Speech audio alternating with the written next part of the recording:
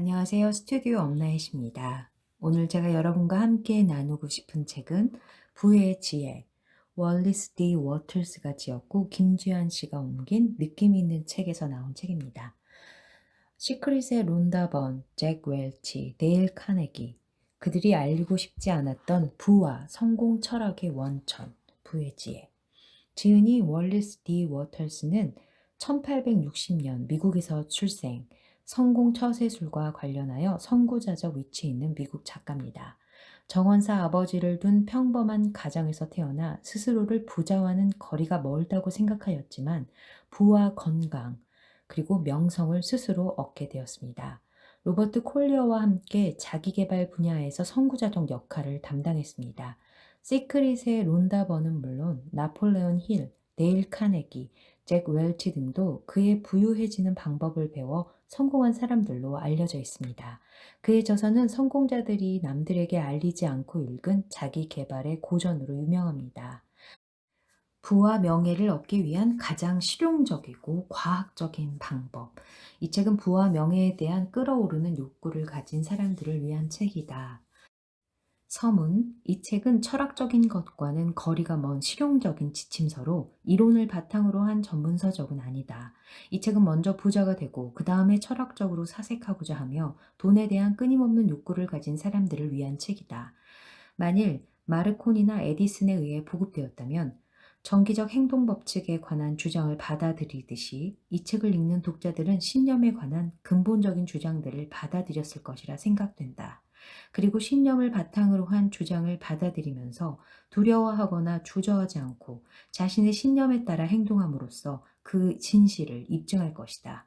여기에 적용된 과학은 정확하며 결코 실패하지 않으므로 이를 행하는 자는 모두 틀림없이 장차 부자가 될 수 있다.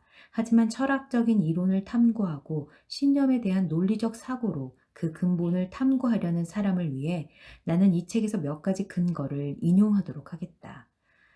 하나는 전체이다. One is all. 이라는 우주에 대한 이론론은 전체는 하나이다. All is one. 이라고도 바꿔 말할 수 있는데 하나의 요소가 스스로를 겉으로 보기에는 수많은 상이한 물질 세계의 요소들로 나타내는 것은 힌두교에서 기원하고 있으며 이는 200여 년 동안 서구의 이데올로기에도 파고들어 꾸준히 인정받고 있다. 그것은 모든 동양 철학이며 데카르트, 스피노자, 라이프니츠, 쇼펜하우어, 헤겔, 그리고 에머슨 철학의 근간이기도 하다. 그러한 철학적 근본을 탐구하고자 하는 독자는 헤겔과 에머슨의 책을 읽어보기 바란다. 이 책을 쓰면서 나는 모든 이들이 쉽게 이해할 수 있도록 평범하고 단순하게 설명하기 위해 다른 사고들을 모두 배제시켰다. 밑바탕에 깔려있는 행동계획은 철학의 결론에서 도출되었으며 실용성 검사라는 최상의 테스트도 통과하였다. 즉 과학적으로 작용하고 있다. 만일 그 결론이 어떻게 해서 도출되었는지를 알고 싶다면 위에서 언급한 학자들의 책을 읽어보라.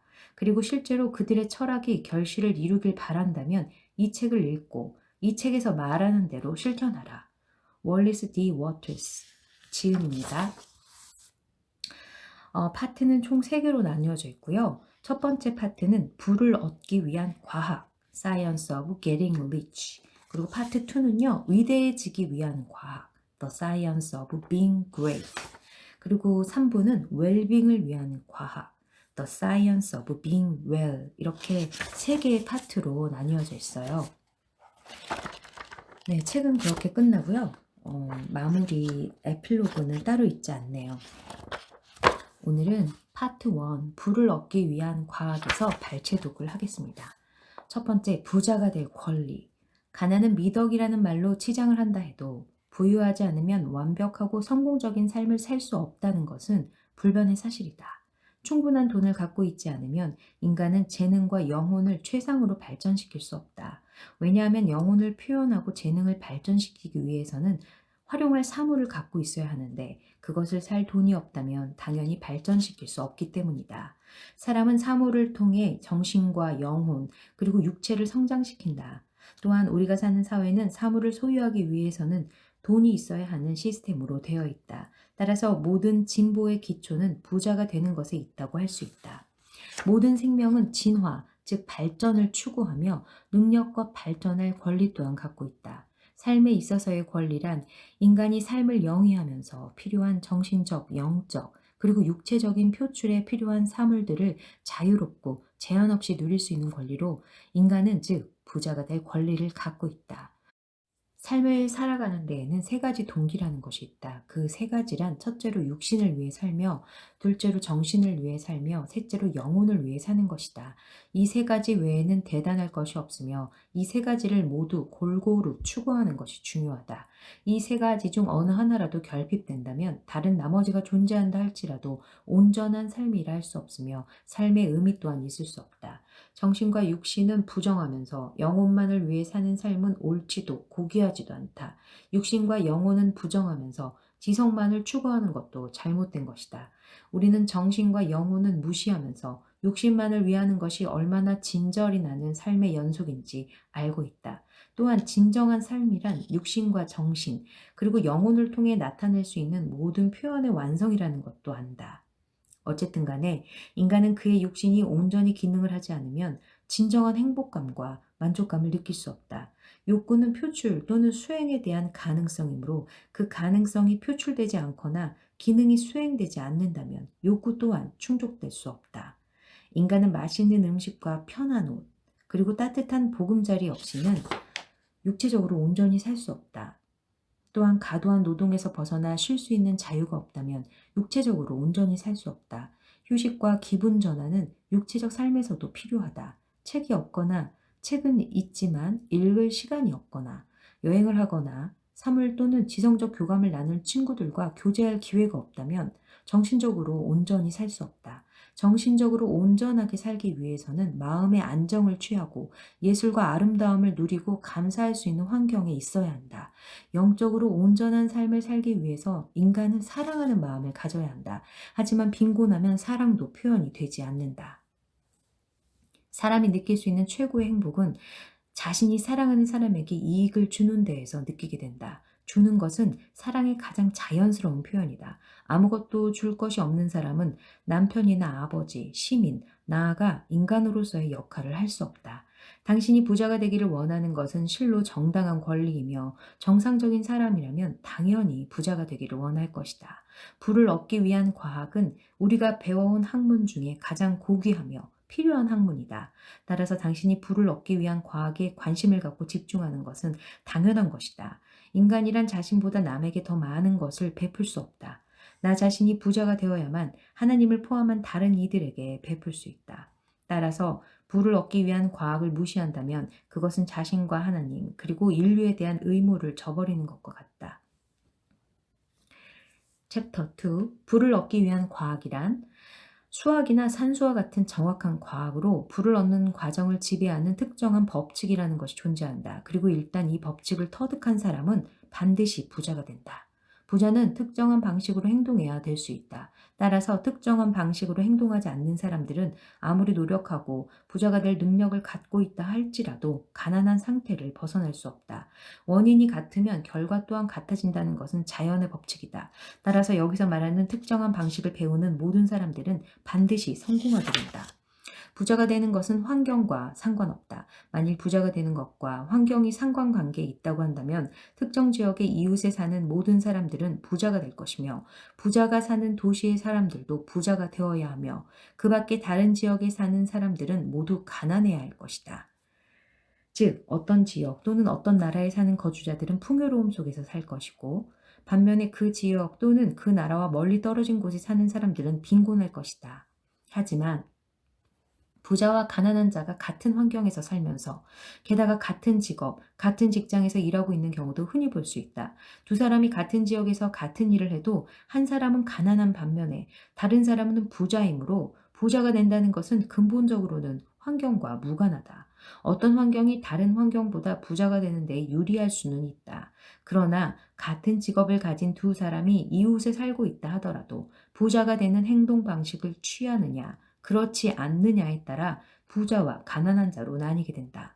또한 아무리 재능이 있는 사람이라도 가난할 수도 있고 반대로 재능이 거의 없는 사람도 부자가 되는 경우가 있으므로 부자가 되는 특정 방식의 실천 능력은 재능의 유무로는 판단할 수 없다. 부자가 된 사람들을 보더라도 능력이나 재능이 남보다 특출나지 않은 보통의 사람이라는 것을 알 수 있다. 남이 갖고 있지 않은 능력이나 재능을 갖고 있기 때문에 부자가 된 것이 아니라 특정한 방식대로 행동했기 때문에 부자가 된 것이다. 부자는 근검절약을 한다고 되는 것이 아니다. 오히려 자유로운 소비 활동을 하는 사람이 부자가 되는 경우가 많고 인색한 사람들이 가난한 경우가 많다. 또한 남들이 하지 못하는 일을 한다고 해서 부자가 되는 것이 아니다. 같은 직업에 종사하는 두 사람이 100% 동일한 일을 한다고 해도 한 사람은 가난하고 다른 사람은 부자가 되기도 한다. 이러한 사실로부터 우리는 부자가 되는 것은 특정 방식대로 행동했을 때 가능한 것이라는 결론에 이르게 된다. 만일 특정 방식으로 행동했을 때 부자가 될 수 있다면, 그리고 같은 원인이 항상 같은 결과를 가져온다면, 그 방식대로 실천하는 사람은 모두 부자가 된다는 것은 과학적으로 도출된 것이라 할 수 있게 된다. 여기서 말하는 특정 방식에 타고난 능력이 포함되지는 않는다. 똑똑한 사람도 부자가 되며 어리석은 사람도 부자가 된다. 육체적으로 강한 사람도 부자가 되며 쇠약한 사람도 부자가 된다. 물론 기본적으로 생각하거나 이해할 수 있는 능력은 필요하지만 앞서 말한 내용의 의미를 이해할 수 있는 정도라면 부자가 되는데 충분하다 할 수 있다. 불안, 사람들과의 교류를 통해 얻을 수 있으며 이때 만나는 사람들을 당신이 원하는 대로 자유자재로 다룰 수 있다면 더할 나위 없이 좋은 조건이 될 것이다. 하지만 사람들을 자유자재로 이용할 수 있느냐 없느냐는 환경에 따라 달라진다. 만일 당신과 같은 지역에 사는 누군가가 부자가 될 수 있다면 당신도 가능하다. 다시 말해서 어떤 직업을 갖고 어떤 일을 하느냐와는 상관이 없다는 것이다. 직업과 직장과는 무관하게 부자도 가난한 자도 될 수 있다. 당신은 당신이 좋아하고 적성에 맞는 일에는 최선을 다할 것이다. 그러므로 만일 당신에게 어떤 특별한 재능이 있다면 그 재능을 활용할 수 있는 일에 최선을 다해야 한다. 그러나 이러한 일반적인 내용과는 별개로 부자가 되는 것은 특정한 직업에 의해 좌우되는 것이 아니라 특정한 방식대로 행동할 수 있느냐에 따라 좌우된다. 만일 당신과 같은 지역에 살고 당신과 같은 일을 하는 누군가가 부자가 되었는데 당신은 가난하다면 그것은 행동 방식이 서로 다르기 때문이다. 우리라고 해서 부자가 못 되라는 법은 없다. 지금 아무리 가난하다 하더라도 당신이 특정한 방식대로 행동하기 시작한다면 부를 얻고 돈을 모으게 될 것이다. 돈을 버는 것은 부자가 되는 과정 중의 하나이다. 또한 특정한 방식대로 행동하면 어김없이 돈을 벌게 되고 부자가 되는 것은 당연한 결과이다. 당신은 세계에서 가장 가난한 사람일 수도 있고 빚더미에 허덕이고 있을 수도 있다. 또한 도와줄 친구도 백도 돈도 없을 수도 있다. 하지만 만일 당신이 특정한 방식대로 행동한다면 틀림없이 부자가 될 것이다. 왜냐하면 같은 원인은 늘 같은 결과를 초래하기 때문이다. 지금 당장 미천을 갖고 있지 않다 해도 앞으로 얼마든지 미천을 벌 수 있다. 또한 지금은 자신에게 맞지 않는 일을 하고 있다 해도 장차 자신에게 맞는 일을 할 수도 있다. 지금 열악한 환경에 있다 하더라도 앞으로 얼마든지 최적의 환경에 설 수 있을 것이며 당신이 현재 하고 있는 일과 처해 있는 환경에서도 성공을 부르는 특정 방식을 실천해 나간다면 얼마든지 성공할 수 있다. 기회는 독점되는가? 당신이 가난한 것은 기회가 주어지지 않아서도 아니고 다른 사람들이 부를 독점하고는 그 주위에 울타리를 치고서 그 부가 다른 데로 흘러나가지 않도록 지키고 서 있기 때문도 아니다. 특정한 분야에 종사할 기회는 당신에게 차단되어 있을지도 모르지만 다른 기회들은 당신을 향해 열려 있다. 기회의 조류란 전체의 요구와 인류가 도달한 사회적 진화 단계에 따라 각기 다른 방향으로 흘러간다. 그리고 그 기회의 흐름을 역행하지 않고 순응하는 사람에게는 매우 큰 기회가 주어지는데 이 책이 당신에게 그 방법을 알려줄 것이다. 부가 충분하지 않기 때문에 가난한 자가 존재하는 것은 아니다. 모든 사람이 누리기에 충분한 부가 존재한다.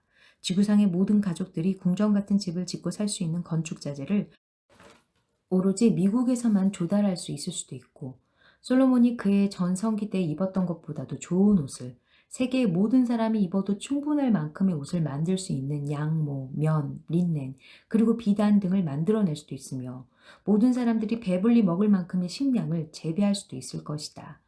눈에 보이는 공급은 거의 소모되지 않는다. 그리고 눈에 보이지 않는 공급은 절대 소모되지 않는다. 당신이 지구상에서 보는 모든 사물은 근원적인 요소에 의해 만들어졌고 그 근원적 요소에 의해 진보한다. 낡은 형태들은 서서히 사라지고 새로운 형태가 생겨난다. 그러나 우주에 존재하는 모든 형태는 무형의 근원 요소라는 하나의 요소로 이루어져 있고 그 요소의 양은 무한하다. 따라서 자연이 황폐하고 재물이 부족하기 때문에 가난한 것이 아니다. 자연은 고갈되지 않는 부의 저장고이다. 부의 공급은 결코 끊이지 않을 것이다. 근원적 요소는 창조 에너지를 갖고 있는 살아있는 요소이며 새로운 많은 형태를 만들어내고 있다. 건축자재의 공급이 끊어져도 토양이 고갈되어 식량이나 의류의 재료를 더 이상 만들어내지 못한다 하더라도 이를 대신할 재료와 토양이 새롭게 만들어질 것이다. 지구에 있는 모든 금과 은이 고갈된다 해도 인간이 여전히 금과 은을 필요로 한다면 더 많은 양의 금과 은이 무형의 요소에서 형상화되어 만들어질 것이다. 그 무형의 요소는 인간의 요구에 답하여 인간이 필요로 하는 것을 제공해준다. 이것은 인간에게 있어서도 선택적으로 적용된다. 나라와 민족은 풍부한 부를 갖고 있다. 그럼에도 만약 개인이 가난하다면 그것은 그들이 자신들을 부자로 만들어주는 특정한 행동 방식을 따르지 않기 때문이다.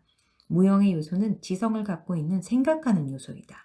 이 요소는 살아있으며 더 나은 삶을 향해 움직이고 있다. 더 나은 삶을 추구하는 것은 삶의 자연스럽고 기초적인 자극이다. 스스로를 발전시켜 나가는 것은 지성의 근본적 성질이다. 그리고 그 영역을 확대시키고 더 많은 표현을 찾으려고 추구하는 것은 잠재적 성질이다. 우주에 존재하는 형태는 스스로를 더 풍부하게 표현하기 위한 형태를 취하면서 무형의 살아있는 요소에 의해 만들어진다.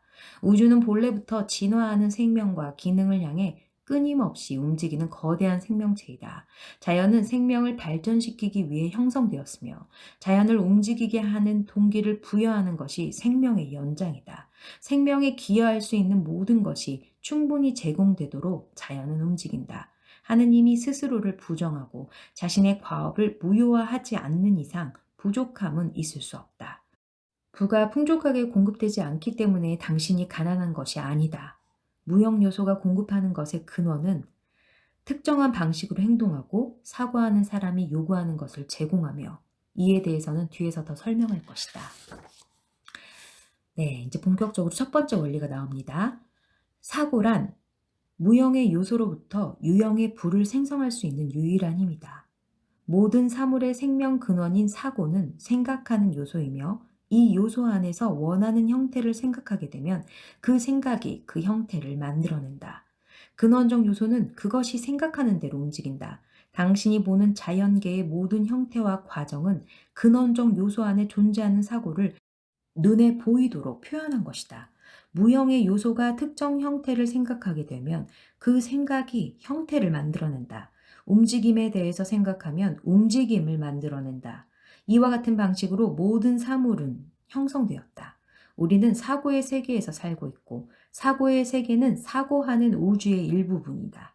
우주의 사고는 움직여 무형의 요소 구석구석으로 뻗어나갔다. 그리고 그 사고를 따라 생각하는 요소가 움직여 우주 체계가 형성되었고 그 형태를 유지하고 있는 것이다.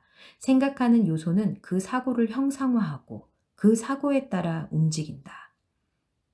태양계와 우주계의 회전체계에 대해 생각해보자. 회전체계는 이들 몸체를 형상화하고 그것이 생각하는 대로 그 몸체를 움직인다. 느리게 자라는 오크의 형태를 생각하면 그 사고에 따라 움직여서 나무를 만들어낸다. 비록 그렇게 되기까지는 몇십 년의 시간이 필요하겠지만 말이다. 창조에 있어서 무형의 요소는 그것이 형성한 움직임의 선을 따라 이동하는 것처럼 보인다. 오크에 대한 사고는 완전히 다 자란 나무를 곧바로 형상화하지는 않는다. 그러나 나무를 생산하는 힘이 이미 확립된 성장의 선을 따라 움직이도록 한다. 형상화에 대한 모든 사고는 생각하는 요소 안에 존재하여 형태를 만들어내며 일반적으로 이미 확립된 성장과 활동의 선을 따르도록 한다. 특정한 구조를 가진 집을 무형의 요소 위에 각인시킨다 해도 곧바로 집을 형상화하지는 못할 것이다. 그러나 집을 빠르게 짓는 결과를 낼 수 있도록 관련 채널들 속에서 움직이면서 생각 에너지를 창조 에너지로 전환시킬 수는 있을 것이다. 인간은 생각의 중심이며 생각하는 존재이다. 인간이 그의 손으로 만든 모든 사물은 처음에는 그의 사고 속에 존재하던 것이다. 인간은 그 사물에 대해 생각하기 전에는 그 사물의 모양을 형상화할 수 없다. 인간은 사고를 형태로 갖고 있을 때 자연의 형태에서 물질을 취하여 그의 마음에 있던 형태를 형성한다. 우리는 인간이 사물을 만든다는 것을 증명하고 그 방법을 제시해야 한다. 이를 위해 우리는 세 가지 기본 조건을 수립해야 한다. 첫째, 모든 사물을 형성하는 무형의 근원적 요소가 존재한다는 것이다. 둘째, 유기적이고 무기적인 자연에서 발견되는 많은 형태는 단지 모양이 상이할 뿐 같은 요소로 이루어져 있으며 이 구성 요소는 생각하는 요소라는 것이다. 셋째, 생각하는 요소 속의 사고는 사고를 형태로 만들어낸다는 것이다. 만일 인간이 자신의 사고를 근원적인 사고 요소와 교류시킬 수 있다면 그가 생각하는 대상을 창조하고 형상화할 수 있다. 요약하자면 모든 사물을 형성하는 생각하는 요소는 원래의 상태에서는 우주 사이를 관통하고 가득 채운다. 이 요소 안에서의 사고는 사고에 의해 형성화한 사물을 만들어낸다. 그리고 인간은 자신의 사고 안에서 사물을 형성하여 무형의 요소 위에 각인시킴으로써 자신이 생각하는 사물을 만들어낸다. 형태와 사고가 반응하는 현상들의 이치를 생각하다 보면 하나의 생각하는 요소에 도달할 것이다. 그리고 이 생각하는 요소를 통해 논리적으로 살펴보면 인간이 사고하는 사물을 형태로 만드는 것은 인간의 힘이라는 사실을 알 수 있다. 경험에 의해서 나는 그 논리가 사실이라는 것을 알고 있고 이것이 나의 주장을 입증해주는 가장 강력한 증거가 된다. 만일 이 책을 읽은 어느 한 사람이 책에서 말하는 대로 행동해서 부자가 되었다면 그것은 나의 주장을 뒷받침해주는 증거가 된다. 그 이론은 그 과정이 실패하지 않는 한 사실이며 그 과정은 결코 실패하지 않을 것이다. 왜냐하면 이 책에서 지시하는 바를 정확히 따른다면 모든 사람들은 부자가 될 것이기 때문이다. 인간의 행동 방식은 그가 사물에 대해서 생각하는 방식대로 나타난다. 따라서 당신이 행동하고 싶은 방식대로 행동하기 위해서는 당신이 생각하고 싶은 방식대로 생각할 수 있는 능력을 얻어야 한다. 이것이 부자가 되기 위한 첫 번째 단계이다. 당신이 생각하고 싶은 것을 생각한다는 것은 겉모습이 아닌 진실을 생각한다는 것이다. 모든 사람들은 자신이 생각하고 싶은 것을 생각할 수 있는 타고난 힘을 갖고 있다. 그러나 그러기 위해서는 남에 의해 제한된 것의 겉모습을 사고하는 것보다는 훨씬 많은 노력이 필요하다. 겉으로 보이는 대로 사고하는 것은 쉽다. 겉모습에 좌우되지 않고 진실을 생각하는 것은 매우 많은 노력과 힘이 필요하며 어떤 노동보다 많은 힘이 소모된다. 지속적으로 갖고 있던 사고를 부정하는 것만큼 대부분의 사람들이 하기 꺼리는 일은 없다. 그것은 세상에서 가장 힘든 일이다. 이는 진실이 눈에 보이는 것과 상반될 때 더욱 그러하다. 가시세계에서 보이는 겉모습은 관찰한 그대로 형태를 만들어내는 경향이 있다. 그리고 이 경향은 오로지 진실을 생각함으로써 피할 수 있다. 만일 당신에게 질병이 없다는 사실을 사고하지 않고서 질병이라는 겉모습을 바라보게 되면 당신은 당신의 마음에 그리고 궁극적으로는 당신의 몸에 질병의 형태를 만들게 될 것이다. 그건 단지 눈에 보이는 것일 뿐이며 실제로 당신은 건강하다. 가난이라는 겉모습을 바라본다면 당신이 가난하지 않다는 진실을 사고하지 않는 한 당신의 마음에 가난과 부합되는 형태를 만들어낼 것이다. 질병이라는 겉모습에 둘러싸여 있으면서도 건강에 대해서 사고하거나 가난이라는 환경 가운데 있으면서도 부에 대해서 사고하는 것은 힘을 필요로 하며 이 힘을 얻는 자는 자신의 운명을 정복할 수 있고 원하는 것을 가질 수 있게 된다. 이 힘은 겉모습 속에 가려져 있는 근본적인 진실을 이해함으로써만 얻어질 수 있다. 그리고 그 진실이란 모든 사물을 만드는 생각하는 요소가 존재한다는 것인데 이 요소 안에 존재하는 모든 사고를 유형화시켜 눈에 보이도록 해야 한다는 사실을 깨달아야 한다. 이 사실을 알면 우리는 모든 의심과 두려움을 없앨 수 있다. 왜냐하면 우리는 우리가 창조하고 싶은 것을 창조할 수 있고 우리가 갖고 싶은 것을 가질 수 있으며 우리가 되고 싶은 것이 될 수 있다는 것을 알기 때문이다.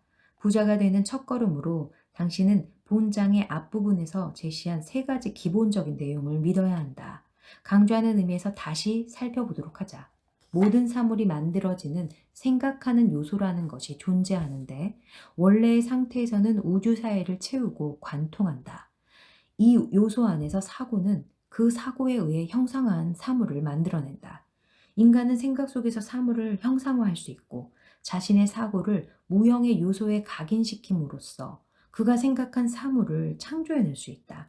당신은 이러한 이론론적인 개념 외에 다른 모든 우주의 개념들은 배제시켜야 한다.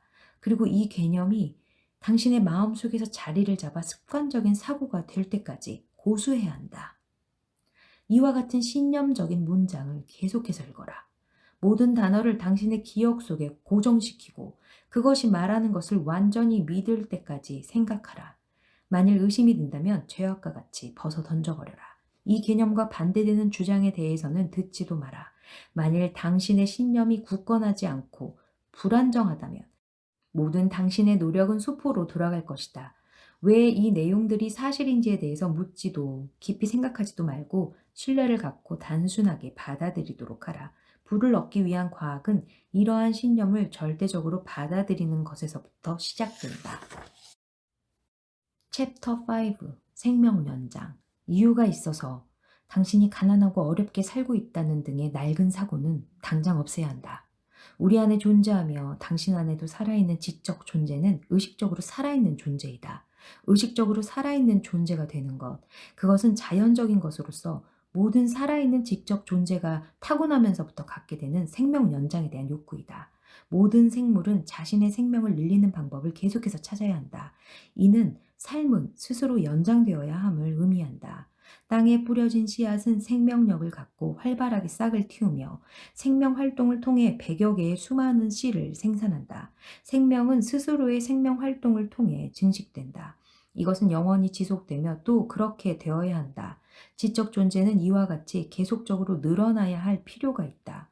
우리가 하는 모든 사고는 우리로 하여금 다른 생각을 할 필요성을 느끼게 해주며 그로 인해 의식은 끊임없이 확대된다. 우리가 배우는 사실은 또 다른 사실을 배우게 하여 지식의 폭을 끊임없이 늘려준다. 우리가 배양한 모든 재능은 다른 재능을 배양하고자 하는 욕구를 가져온다. 그리고 우리로 하여금 더 많이 알고 더 많이 일하며 더 나은 인간이 되도록 이끌어준다. 우리가 배우고 행동하며 더 나은 인간이 되는 것은 오직 사물을 이용할 때 가능하기 때문에 우리는 현재보다 더 많이 알고 더 많이 일하며 더 나은 존재가 되기 위해 반드시 사물을 활용할 수 있어야 한다. 즉 부자가 되어야 하고 그것을 통해 우리는 생명 연장을 할 수 있다. 간단히 말해서 부자가 되려는 욕구는 삶의 질을 향상시키려는 능력이다. 모든 욕망은 표출되지 않은 가능성을 행동으로 실행하기 위한 노력이다.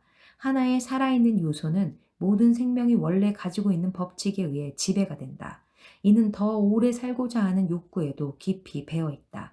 그것은 왜 새로운 사물을 창조해야 할 필요성이 있는가에 대한 것이다. 당신 안에 존재하는 생명체는 더 오래 살아있기를 원하며 당신이 이용할 수 있는 모든 사물을 소유하도록 해준다. 당신이 부자가 되는 것을 하나님도 원하신다. 하나님은 당신을 통해서 자신을 나타내려고 하시는데 물질적으로 풍부해야만 더욱 하나님을 잘 나타낼 수 있다. 그렇기 때문에 하나님은 당신이 부자가 되기를 원하시고 당신이 삶에 대해 끊임없이 요구할 때 당신 안에서 더 오래 존재하실 수 있다. 우주는 당신이 갖고 싶어 하는 것을 모두 갖기를 원하며 당신의 계획에 협조적이다. 모든 사물은 기본적으로 당신을 위해 존재한다는 사실을 스스로의 마음에 각인시켜라. 단 당신의 목적은 만물의 목적과 조화를 이루어야 한다는 것을 잊어서는 안 된다. 당신은 진정한 삶을 살아야 하며 육체적인 쾌락을 위해 살아서는 안 된다. 삶은 기능의 수행으로 개인의 육체적, 정신적, 그리고 영적인 기능이 모두 알맞게 균형을 이루며 사는 것이 진정한 삶이다. 당신은 동물적인 욕망을 충족시키기 위해 그리고 더럽고 추접스럽게 살기 위해서 부자가 되려 하지는 않을 것이다. 그것은 진정한 삶이라 할 수 없다. 그러나 정상적이며 건강하다는 것을 나타내는 신체적 욕구를 부정하면 완벽한 삶을 살 수 없다. 당신은 정신적 즐거움만을 위해서 부자가 되려고 하지 않을 것이며 지식만을 얻기 위해서 부자가 되려고 하지 않을 것이다. 야망만을 위해서 부자가 되려고 하지 않을 것이고 남의 존재를 무시하기 위해 또는 오로지 유명세만을 위해서 부자가 되려고 하지 않을 것이다. 이 모든 것들은 삶의 기본적인 일부분이다. 당신은 남의 이익만을 위하고 인류를 구원하기 위해서 오로지 자성과 희생을 통한 기쁨을 경험하기 위해서 부자가 되려고도 하지 않을 것이다. 영혼의 기쁨은 인생의 일부분일 뿐이다. 그리고 다른 부분보다 더 훌륭하거나 존귀하지도 않다. 당신은 당신이 원하고 필요할 때 먹고 마시고 즐길 수 있기 위해 부자가 되려고 한다. 당신은 당신 주위를 아름다운 것으로 꾸미고 먼 시골을 여행하고 당신의 마음을 수양하고 당신의 재능을 개발하기 위해서 부자가 되고자 한다. 또한 사람을 사랑하고 친절을 베풀며 진실 추구와 세계를 위해 헌신할 수 있는 능력을 갖기 위해 부자가 되려고 한다. 그러나 극단적인 이타주의는 극단적인 이기주의와 다를 게 없음을 명심해야 한다. 극단적인 이타주의도 극단적인 이기주의도 잘못된 사고이다. 하나님은 당신이 남을 위해 헌신하고 희생하기를 원하신다고 생각해서는 안 된다. 그렇게 함으로써 하나님으로부터 축복받고 구원받을 수 있다고는 생각도 하지 마라. 하나님은 그런 것을 원하시지 않는다. 하나님은 당신이 자신과 남을 위해 스스로를 최고로 개발하기를 바라신다. 또한 당신이 다른 방법보다는 자신을 최고로 발전시킴으로써 남을 돕기를 바라신다. 당신은 부자가 되어야 비로소 스스로를 최고로 개발할 수 있기 때문에 부를 얻기 위한 일을 최우선으로 중요하게 생각하는 것은 정당하며 칭찬받을 만한 일임에 분명하다. 그러나 물질에 대한 욕구는 모든 일을 위한 것임을 기억하라. 부와 생명에 대한 욕구는 모든 이에게 평등하게 주어지므로 특정 소수만을 위한 것은 될 수 없다.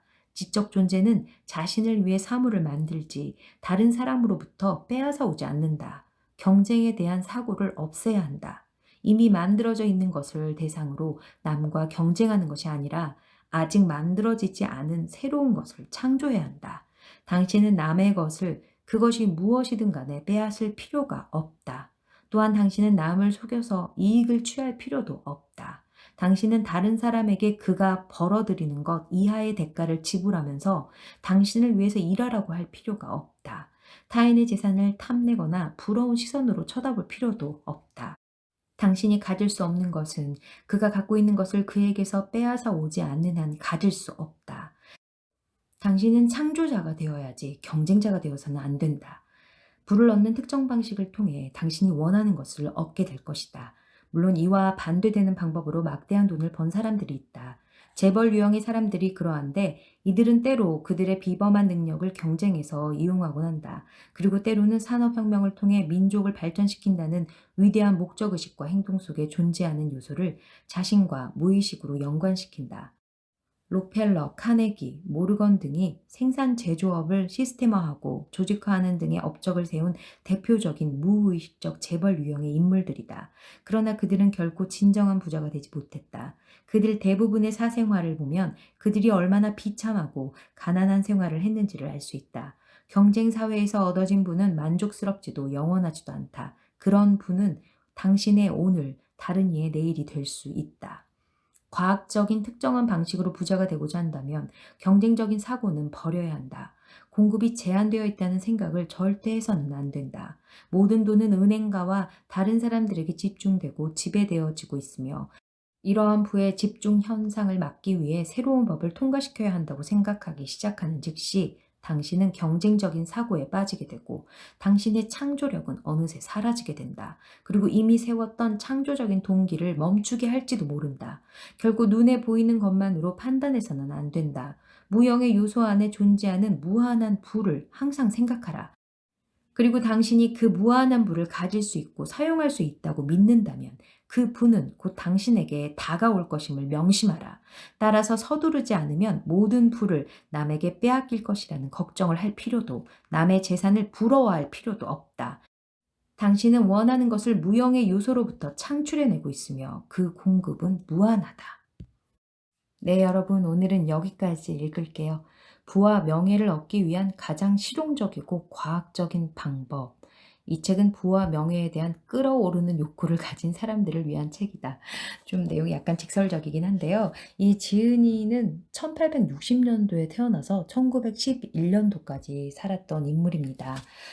굉장히 옛날에 살았던 분이죠. 네. 이 책의 내용이 지금 시대에 들었을 때는 좀 괴리감이 있는 부분들도 있지만 그래도 도움이 되는 내용은 분명히 있을 거라고 생각이 됩니다. 오늘 내용이 도움이 되셨으면 좋아요, 구독하기, 그리고 또 생각나는 분이 있으면 공유하기 부탁드릴게요. 다음 시간에 부의 지혜 첫 번째 파트, 부자가 되기 위한 과학, 좀 더 발췌독으로 함께 나누도록 하겠습니다. 오늘도 함께 해주셔서 감사합니다. 스튜디오 엄나이셨습니다.